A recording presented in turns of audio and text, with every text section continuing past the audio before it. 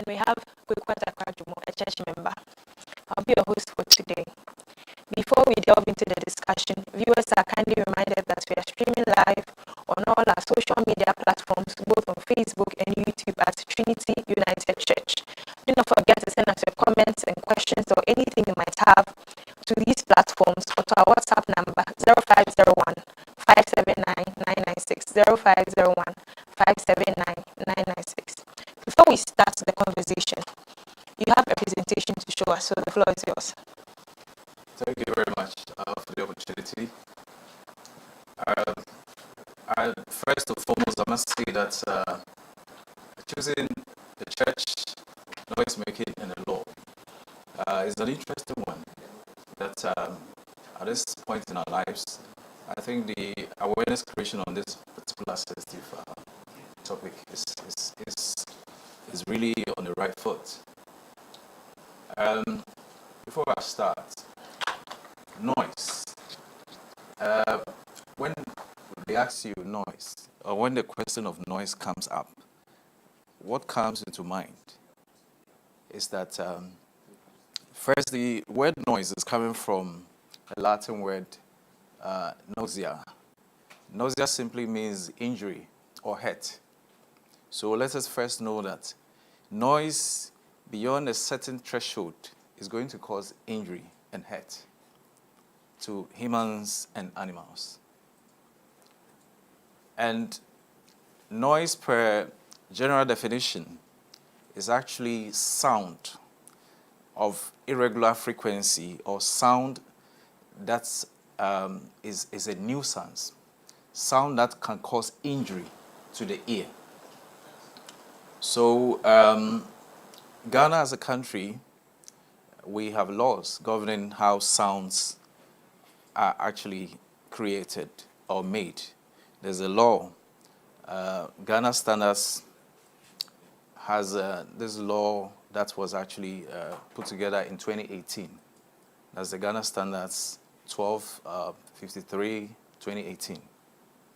This actually talks about the various classifications of noise for various areas. So if you have an industrial area, we have particular thresholds that you cannot exceed. If you live in a residential area, you have thresholds that you cannot exceed. If you live in if you actually work in a commercial area, you also have thresholds that you cannot exceed. So let's take residential area, for example. During the day, noise, let me say, is measured in a unit called decibels. And during the day, the day is actually considered from 6 a.m. to 10 p.m. And the night is considered from 10 p.m. to the next morning, 6 a.m. So during the day, the permissible noise that we can make through our activities is 55 decibels. So during the day, if you're actually in a residential area, the noise that you're allowed to create or to make cannot exceed 55 decibels. The moment you exceed that threshold, it means that you have exceeded the limits and you are breaking a law.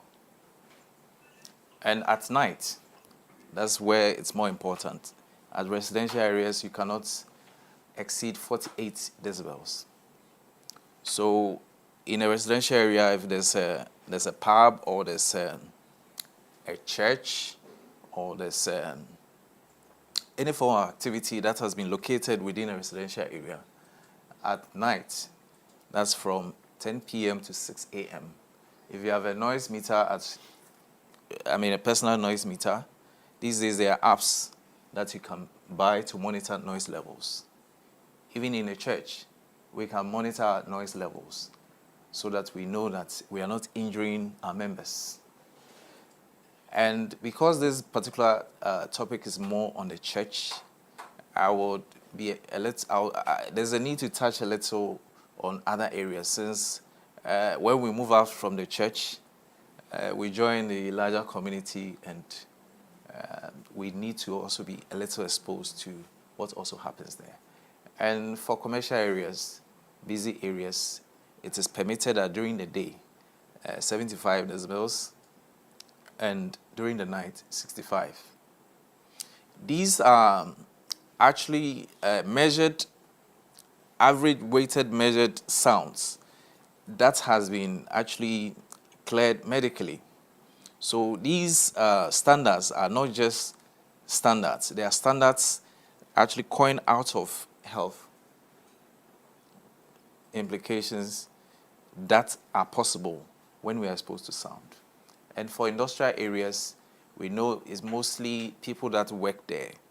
So they are also permitted to make 70 decibels during the day, and at night 60. You observe that at night, the figures are down. The reason is very simple. At night, most activities are actually, there are only few activities that we actually see or operate. And the climate, the weather, everything is calm at that moment. So when you create noise, it really travels very far. So when people are sleeping, that's why the figures or the standards are a little lower at night.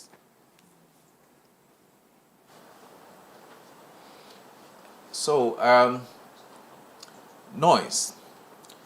When you whisper in someone's ear, the standard globally per WHO standards, when you whisper something to someone's ear, that's about 20 decibels. And in a regular office environment too, 40 decibels. That's a standard. It's good for you. It will not cause you any harm. Now, at 80 decibels, then you know that you're going to that threshold that will cause pain to the ear. That will cause pain to the ear.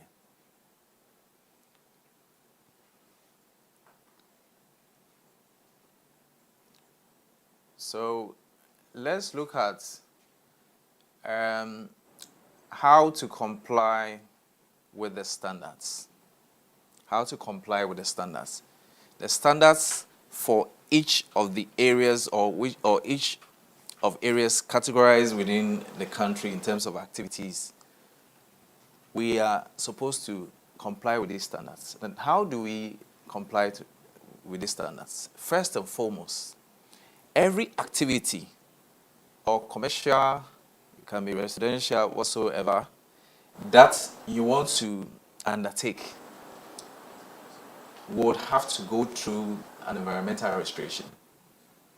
So this is where we're able to assess whatever activity you are about to undertake, whether it will have an implication on polluting in terms of sound, noise.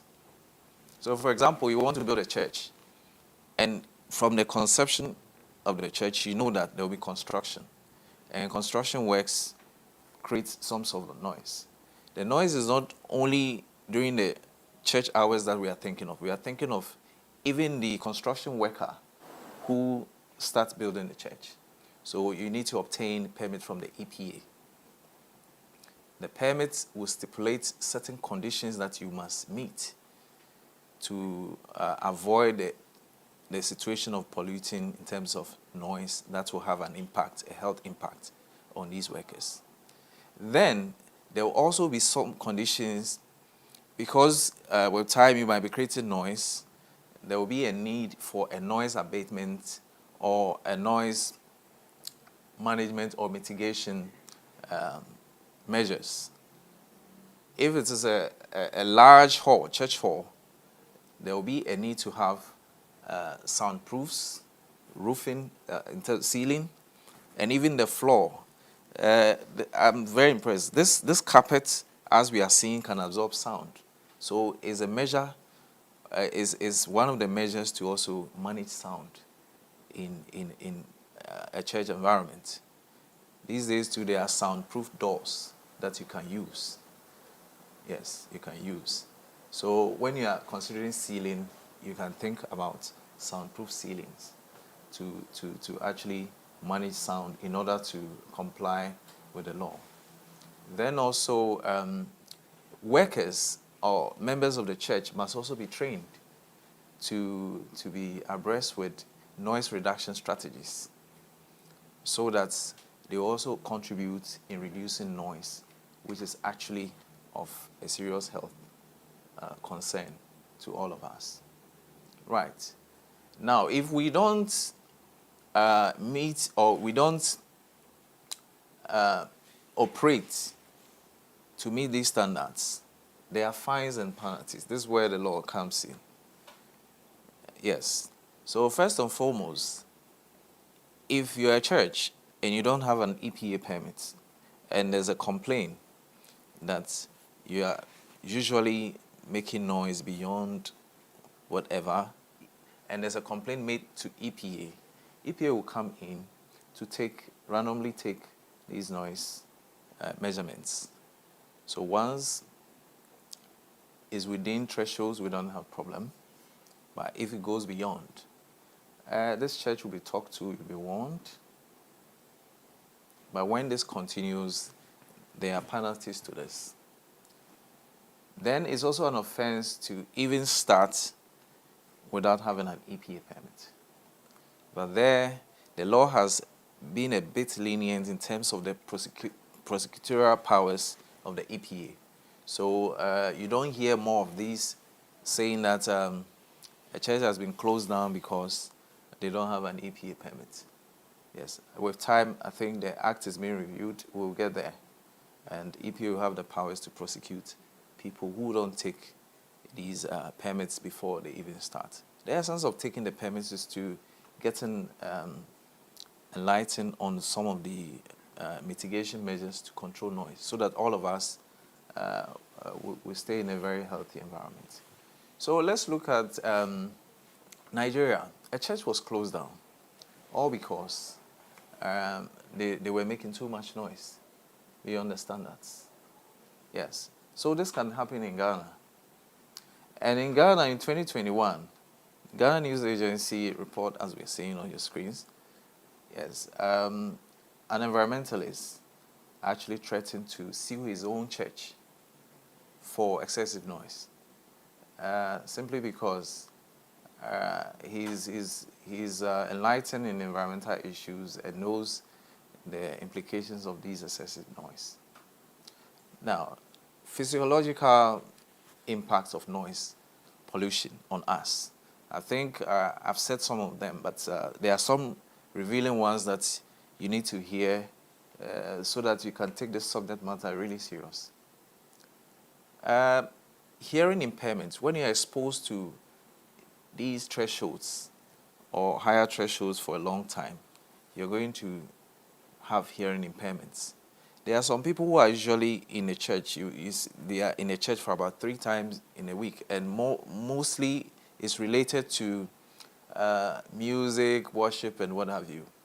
So if you consider yourself 3 times a week and you multiply that throughout a year, just appreciate the level of exposure you are putting yourself in, more especially if it is in a very noisy church environment. It can also decrease your efficiency. Yes, because you need a peaceful environment to actually concentrate. If you are working, or even if you are praying in a church, and the atmosphere is too noisy, sometimes you even lose your lines of what you are praying on. So noise, as we are saying, beyond thresholds, as some churches have been found corporate, is a serious matter. And interestingly, medically, noise can cause abortion. Yes, it can cause abortion in pregnant women. Yeah, so this is how serious this can be. Yes, because noise is a form of vibration.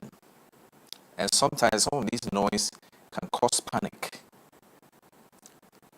You might be operating a musical instrument and maybe you accidentally open the volume to a certain extent so high it can cause panic, and a pregnant woman can easily go into abortion on this. Some too, for some level of exposure, can cause abortion. Mental illness, can also cause heart attacks, digestive problems. Noise can also cause permanent deafness. It can cause aggressive behavior, effects on people's properties, because like I said, it's a vibration.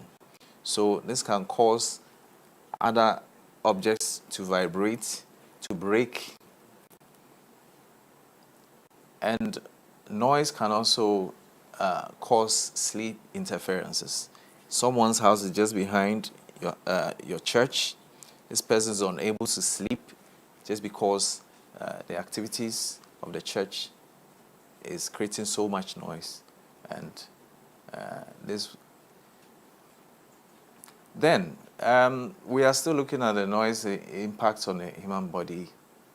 We are saying that when you are exposed to 65 decibels, as I'm saying, is actually not directly harmful, but it's equally not comfortable. Yes. And beyond 65, this can cause nervousness, and this can cause blood vessels to narrow. And when your blood vessels narrow, it means that it's going to cause the heart to do a lot of pumping. So this can cause heart-related problems in people. Yes. And then again, when you are even asleep, when you are sleeping, in your stomach, your tummy, there can be churning and clenching due to noise. Yes, because if someone's house is just behind the church and you are doing an all-night service, this person is sleeping, but yet in his sleep, he's being impacted negatively by noise that the church is making. Then it can be very fatal. Noise can be very fatal. It can make people make a lot of mistakes. Noise can make people make mistakes. That can be very fatal. Imagine somebody operating a deadly machine that can cut or what have you. Noise is actually taking this person's concentration. This person might get seriously injured or even killed through this. So this, if we all try to take this noise subject seriously and try to bring it down, we are going to have an improved worship experience at the church. We are also going to enhance our relationship with the churches, with the residents that surrounds us. Then again, we are also going to reduce the risks that our members will be exposed to, as well as our neighbors. Then as we do this too, we are complying with the law. We are complying with the law. So this we are seeing somebody who is unable to take the noise that is coming, and we have noise coming from all sources, as we are seeing, that actually have impact on us. So in effect, there are quite a few things that we must do as people relative to noise. So we have to avoid getting exposed to higher noise. The moment you're approaching a higher noise, you will start feeling some pain in your ear. Don't subject yourself to that pain for anything. Some people would want to stay, all because there's something that they probably want to take within that environment. So they will stay. It is not a good thing. Stay away from such environments. Also, avoid spending more time in noisy environments. Yes. So the churches that prolong the worship, especially the praises, for a long time, once in a while is okay. But if you are attending, musical shows one after the other, know that you are doing yourself a great harm. Yes. And you must constantly also check the appliances that we use in the churches. Some of the appliances might be faulty. They need to be fixed so that it can bring down the noise levels. Then, as earlier as I said, we have to look at our internal our ceilings and our floors to try to add noise abatement measures to bring down the noise within the church. So when we do all this, we're actually looking for a healthy Ghanaian, a healthy you and me, in terms of the related negative impacts that noise causes to us. So the last I'll end with is that noise is a pollution nuisance and is of a great concern. And it is also an offense to pollute by making noise in Ghana. Thank you. Thank you very much for the elaborate presentation. So I have a quick question, right? For the Ghanaian setting, almost every Saturday, Friday, or Sunday, there's an event, right? There's a funeral somewhere, there's a wedding somewhere. Are you saying that we have to get permits from the EPA before hosting such things? These are one of events. Not exactly. The event centers are to be permitted. Yes, event centers come to EPA to take permits. So, like I said, there are classifications during the day and during the night. So once they are within these thresholds, there's not a problem. So it's not the particular event that you want to take that you come and take permits, but the center itself. What is my house? You want to hold it in your house. Yes. So it's still on the standards. It is not an excuse. It is not an excuse. Once you break the standards, you have broken the law. Okay. So do the bans help? The bans on dancing and drumming, or you have left that to the traditional people? Yes, is the ban on drumming is also a good thing. Yes, because for some time we expose ourselves so much to noise. So if we actually have some time devoted to actually concentrate, to actually reflect on our lives in a peaceful environment, is a good thing. It's also one of the ways our traditional people were managing noise pollution. So I think... So do they collaborate with the EPA, or it's an independent thing they do? They don't collaborate with the EPAs. It's an independent thing they do, and it's a good thing.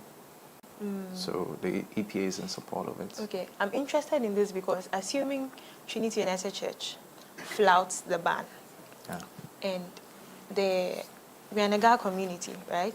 And they find us culpable. The measures they take, do they liaise Is it with the you traditional for the people finding you culpable? Yes. The measures, are they in line with maybe your penalty unit, something, how you deal with these noisemakers and all of that, or you leave it to them?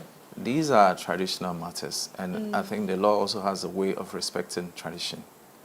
Yes, so that is why it is not the entire year that such a ban is done. I think the lawyers will do us a great deal on this, because with this one, you might not have broken any EPA law, but traditional law. Okay. Yes, which is equally respected. Okay. And that is what will probably deal with you, and not EPA. So I have coined something out of if someone is making noise, you can report. You see, when the crime hotline, if you see something, say something. This one, if you hear too much, say something. Yeah. Is there an EPA hotline, or I have to talk to the police first? Because I've witnessed something. I think growing up, there was a house where a party was being organized, and they were making a lot of noise. A neighbor called the Legon police station, and they came to pick the spinners and all the machines they were using to play music and all of that. Is that how you deal with it?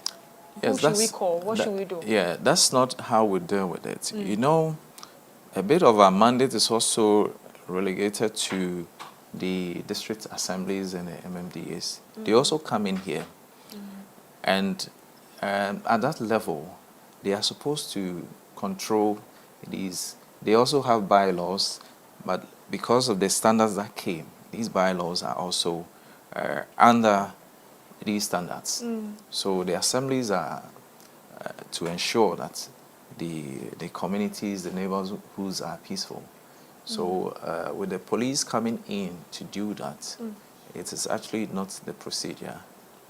But probably, I'm sure they talked to the people and there was no compliance to that effect. So this might have led to the police seizing these the sound equipment. Yes. So you would agree that we have work to do in that regard?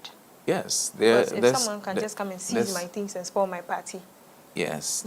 Yes. And like I said, I'm not sure somebody would just go in straight to seize items like that. You know, in the party mood, some people are drunk, some are in some state that they say all sort of things.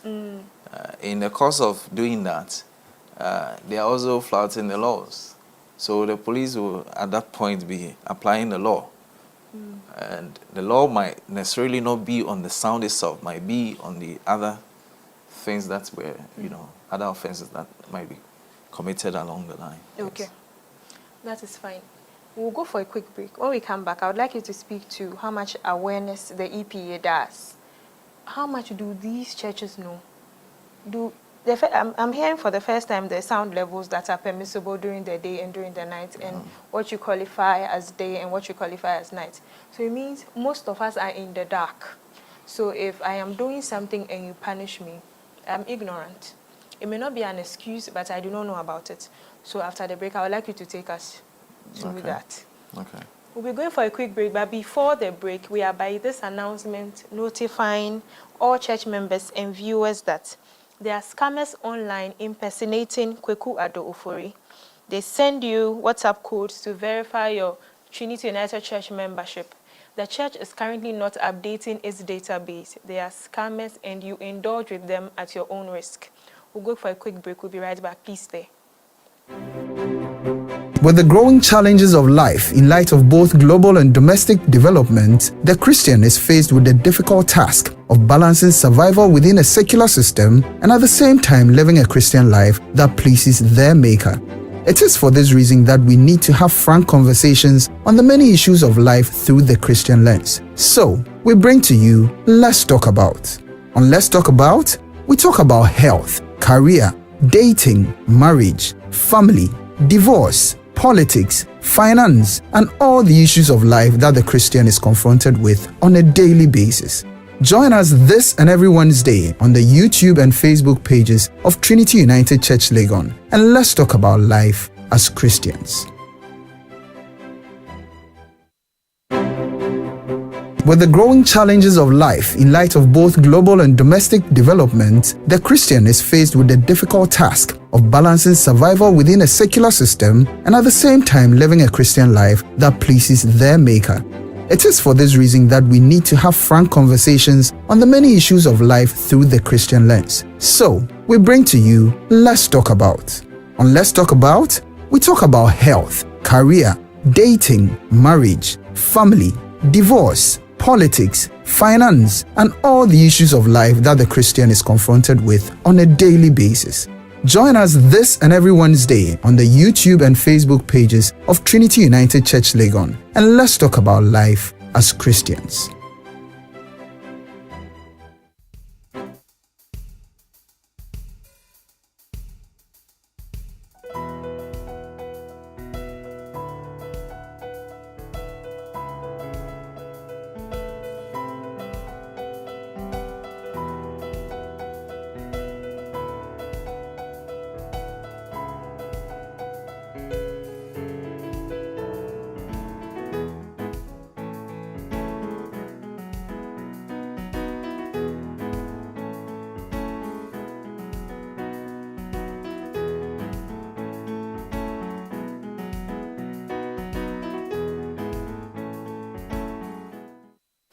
Hello, good evening again, and welcome to this week's episode of Let's Talk About.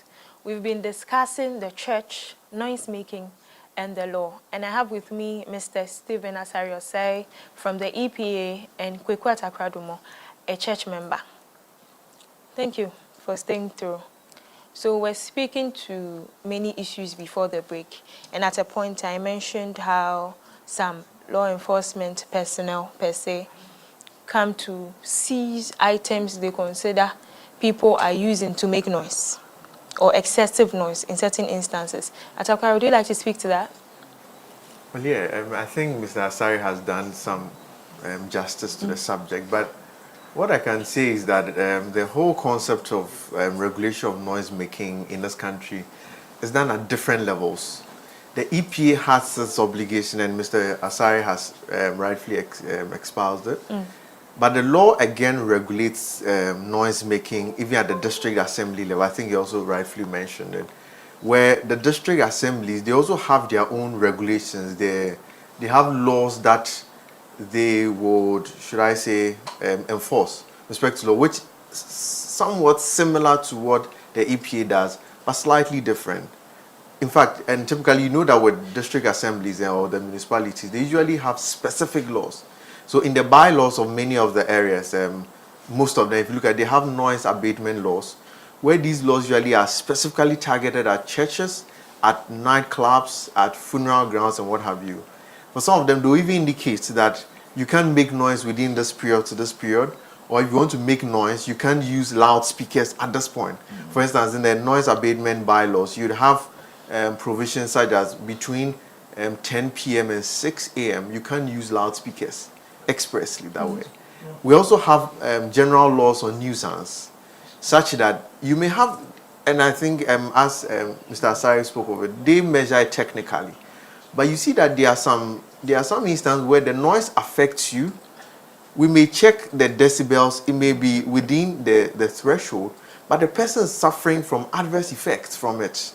And especially for most of the churches you have in the residential areas, you may see that they may be within the thresholds, but you said that people are being affected differently, maybe because of children in the homes. I've known of one case where the grandmother was complaining extensively that the noise we were making was affecting, I think she had triplets or so, grandchildren at home. That her argument was that it was within a residential area and the children are suffering. Now, we may measure it from the EPA standard. It may fall within the threshold, agreed. But we can look at it, if we look at it in a general legal space, you see that it constitutes a nuisance, which the law can jump in to grant you some recourse. So the conversation of noise making is one which is, it's actually a big issue. It's being regulated at different levels, which it looks like many people are not aware of, even the laws of noise, as you were saying today. Now we are getting to hear that, in fact, noise making in the different areas have different decibel levels that would EPA measures. Yeah. Okay, thank you for that. Before we go to the awareness, which is extremely important to me, would like to remind our viewers that we are streaming live on all our social media platforms, Facebook and YouTube at Trinity United Church. And don't forget to send us your comments and questions to our WhatsApp platform 0501 579 996, 0501 579 996. Okay, Mr. Asare, so to awareness, what are you doing? Educational campaigns? Yes, What? there's some level of work done on noise. Okay. Not only noise, there are other areas. But I think there's more to be done. Yes, because this subject of noise, actually, like, is it Kweku? Kweku was saying, because the assembly is much more closely connected to the cases of the noise. Mostly it's the assembly that handles this. If it goes beyond the assemblies, that's when EPA comes in. So, for example, the assemblies usually, when it is reported to them, they visit the situations, they throw in warnings and what have you, and sometimes these warnings are not heeded too. And when this happens, people go beyond and inviting the EPA. That's when we come in, we take measurements, and then the necessary sanctions are actually meted out to these people. Right. And I wouldn't say that people are not aware that noise making EPA is there. taking charge of noise making. Mostly, when you hear on radios issues of noise, people will say, "What is the EPA sitting there doing?" It means that people are aware that the EPA is actually responsible to actually control these noise levels. These noises. So I agree. There's much more that needs to be done, but I see this more of civic, because the civic education can also come in, because EPA we are doing at our small corners, but the civic education will actually help much more in actually hammering this issue of noise. Yes. Okay, fine. We're going to add something? Yeah, I mean, Okay. it's interesting, this whole issue of awareness creation. It looks like, in recent times, it looks like the people, when I say I'm looking at the people versus the church, the people seem to know what the effects of noise, seem to know that churches, and in the context of churches, churches cannot violate their rights to a safe environment and what have you. But it looks like the church, rather, on the other hand, seem not to know. It always amazes me. Because when the matter travels beyond the EPA, it gets to the courts, almost always the churches will feign ignorance. I don't know whether they are feigning it or in actual sense, they don't know. So now we have a few people who are getting bold by the day, or bolder by the day, taking on churches, taking on some of these religious institutions for violations of their right to a healthy environment. Some of them have complained of hearing impairment, as he rightfully mentioned. So it looks like the churches probably, as I'm saying, the sensitization must even start with the churches. Because now people are getting to know their rights and people are taking actions. Recently, I'm aware of one that happened somewhere, and I think, is it Hachu or North Legon? I'll mention the name of the church. Okay. But the people got judgment against the church. I thought that was something they could have easily, solved. But the people were quite resolute, because they thought that, look, they were being harmed in ways they couldn't imagine. They can't sleep at night. Their health is deteriorating. The church also feels that, typically in our church setting, what we say is that they are the devils. So then they'll start praying against them. But it looks like now people are getting enlightened, as Mr. Asari said, that you can't say people don't know. They know. Some ways, the churches who claim they don't know, that I don't know whether we would have to then take the education directly to them, the leaders of the church.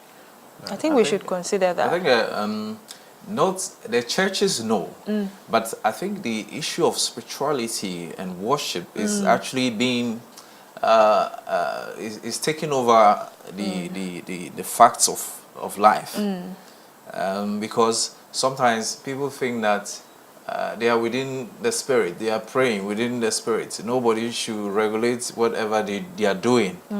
They are singing, they are in the spirit. So then issues of facts of science don't matter. So when these things come in, the church just seems to portray that they are not aware of it, but they do. But it's like the issue of spirituality is actually masking people's right to actually seeing the truth. I think that is a big one we can discuss another day. Yeah. We have a question from Chrissy Auntie. He says, please, how do I measure the decibels in order to remain in the required threshold? I remember he said something Yes. about apps. Are there other ways? Yes, there are noise meters. Yes, there are apps. In fact, if you want to use this, if you want to get the accuracy level right, you have to get the paid ones. There are some free ones, but the accuracy level is sometimes you have to look at the accuracy level. Sometimes it's between 5 to 10, and for that matter, you can also get a sound meter. You can buy a sound meter. These days there are sound meters, though a little bit expensive, but Interesting. the app is not too expensive. At least a church can buy a sound meter just to check, to always ensure that they're operating within thresholds in order not to harm members. Yes, so just go to, is it Apple Store or Play Store, and just look for sound meters. Just do that. A lot of them will come. Those are quite pricey. So assuming I am a law-abiding citizen who is not making any excessive noise, even to regulate or check someone else's noise so I can report them is expensive. You see, you want to live in a safe environment. Well. So the cost of, preventing harm or injury cannot be actually compared to being, subjected to the injury itself and you having to spend money to treat. Very interesting. Yes. Kwesi again says, how do we reconcile the fact that Africans are generally aggressive when it comes to public expressions? So a low-level sound may seem boring and dull for worship. Thus, the noise in some cases. Yes. So I'm not sure it will seem boring. That's why we are talking about noise abatements measures or noise reduction measures. So if you want to really enjoy the sound, yes, it should be within the confines of your church. Others, your neighbors must not be exposed to that. So you have to contain the sound within the church. And even that, we are saying that prolonged exposure to these sounds is harmful. Yes. So as much as you want to enjoy the sounds, you have to also think health-wise. Okay, Kweku, I'll come to you on our rights to free worship. But Stephen, you mentioned in the beginning, your submission, that before even, church buildings are put up and all of that, they need to seek for certain permits from the EPA. Yes. So after the permits are sought and the buildings are put up, does the EPA inspect the buildings to be sure that these soundproof or noise cancellation, measures are put in place and everything? Do they inspect those? In siting a church, you have to do a noise assessment. Okay. For example, you look at the separating distance of a church to a resident. So this will tell you that you cannot create or make noise beyond a certain threshold that will impact on that neighbor. So these are conditions that we'll put in the permit that we are issuing to you. Okay. And we'll make sure that the siting of the church, we'll check all that. Okay. Is such that it can coexist within that neighborhood or environment. But the problem is that sometimes you see a building put up, you don't even know it's church. Okay. By the time you know it's already built up and it's church, they are even operating.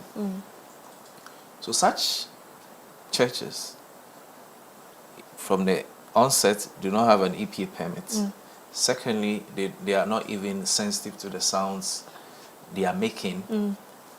And for these ones, like I said, when they come out to the EPA, then we have to regulate them. Otherwise, there will be legal consequences. Okay. Kweku, now let's speak to the rights of individuals to free worship. That's a right that still holds, right? Does it? No, it is. Okay.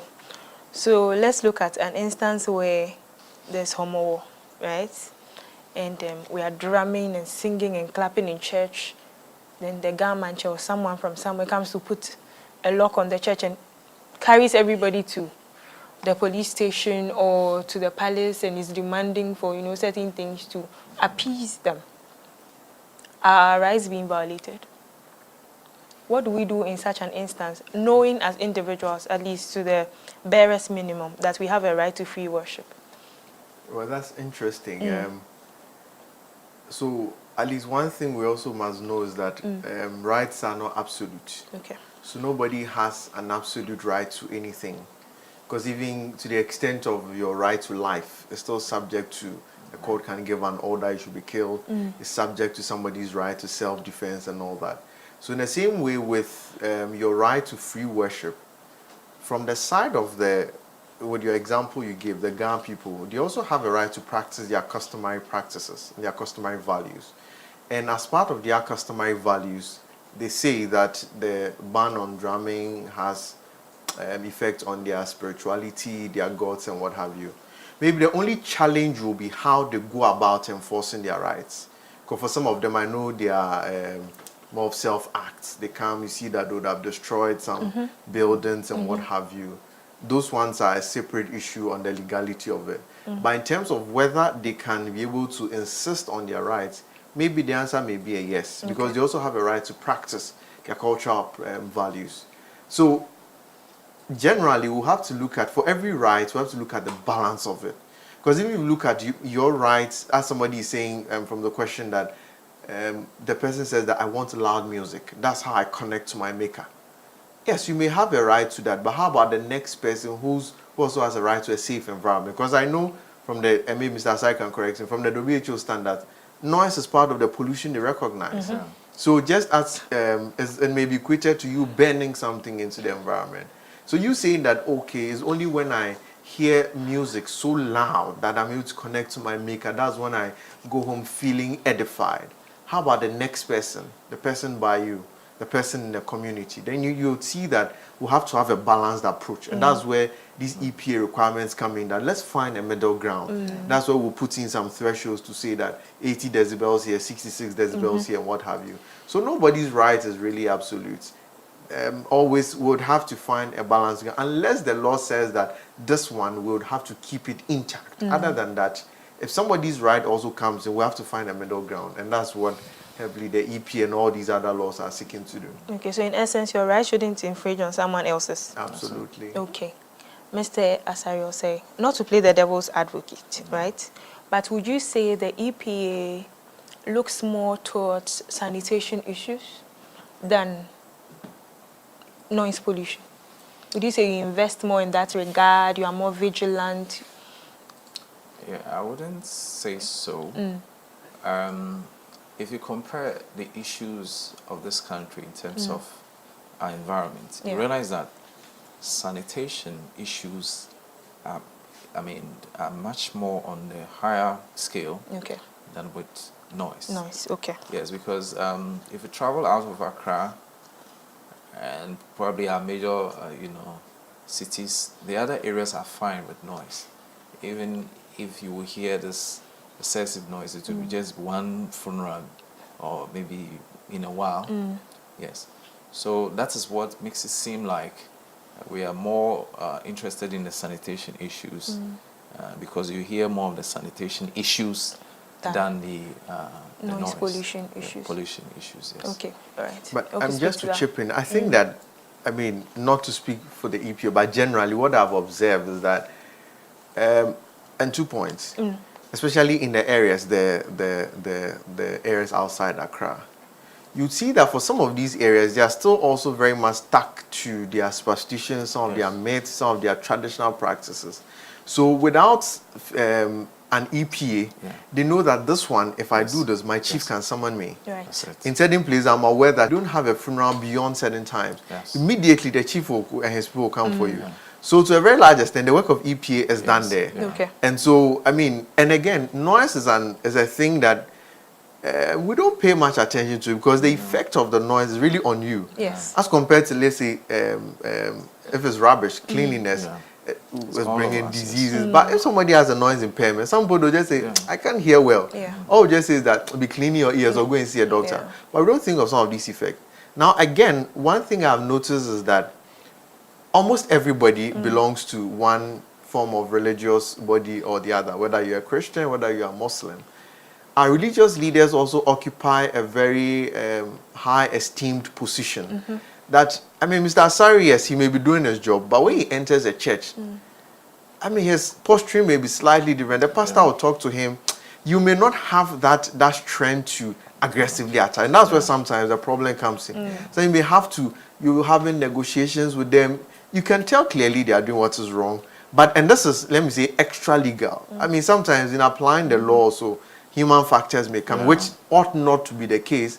But we can't also overlook it to say that, we can't play the ostrich and say that we don't know what is happening. So these are some of the challenges we have slightly that maybe may look like, noise is not an issue. But as I'm saying, now I think that the awareness is coming, and now people are taking a lot more action. I'm sure from their end, in recent times, they have a lot more churches they are conducting assessments and all. And at EPA, we are there. In fact, if you really want to know that the noise you are actually generating in your church is actually within thresholds, you can invite us. We will come and take measurements. Okay.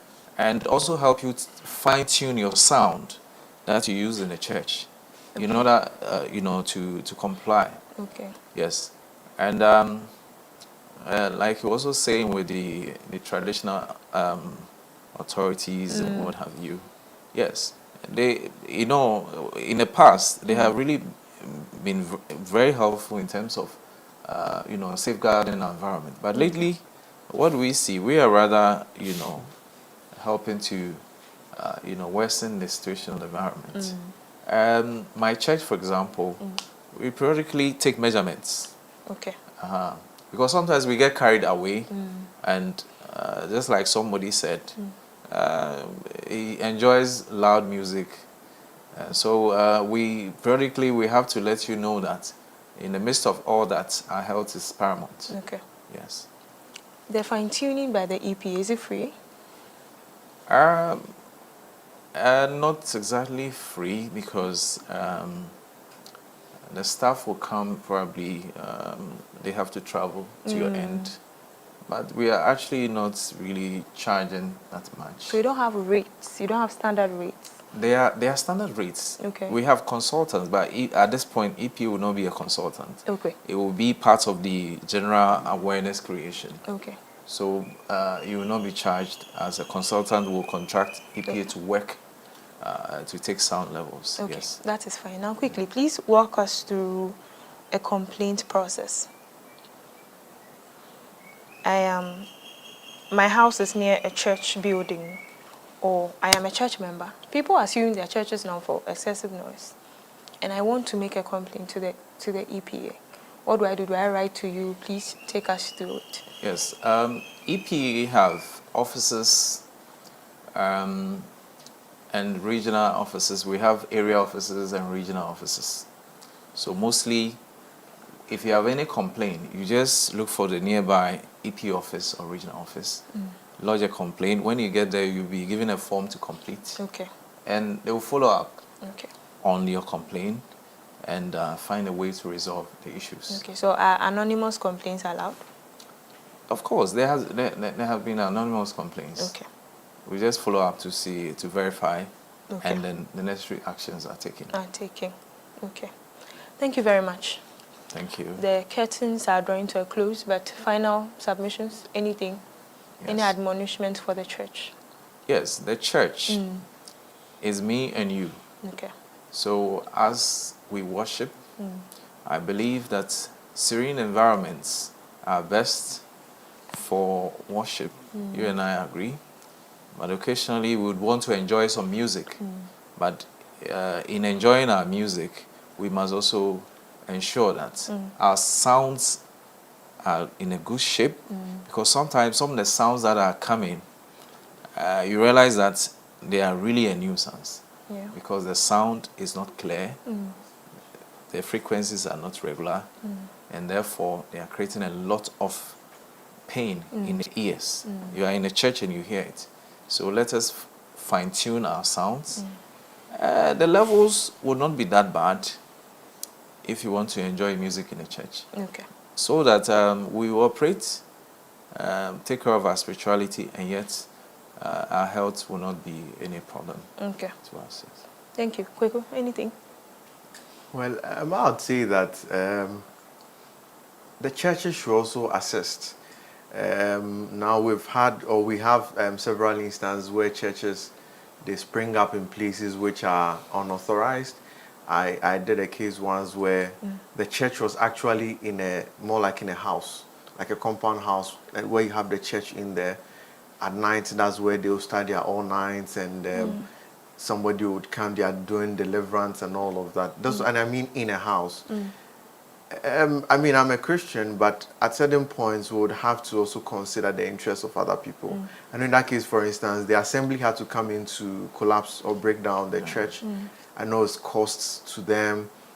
Church members would have contributed money during their harvest to build the church, and now the assembly have to break it down. So it puts the law enforcers also in a very tight corner. So I think that at least for a church, for churches, since we are teaching our members to do what is right, there's also need for that the churches also do what's right.